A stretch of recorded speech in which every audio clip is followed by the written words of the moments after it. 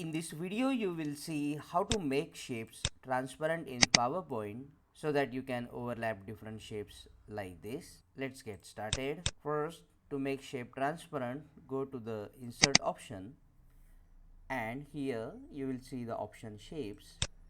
Select the shape of your choice, any shape, then draw the shape, right click on the shape. You will see here format shape.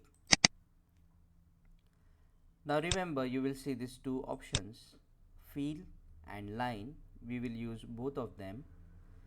Click on the line option, select solid line and outer border black if you want the border to be black, and increase the thickness if you want. Under the fill, you will see many options. You have to select no fill.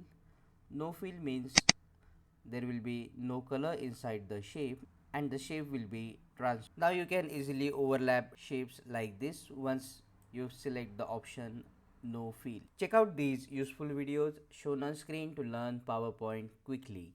Comment below and let me know if this video solved your problem, and don't forget to subscribe.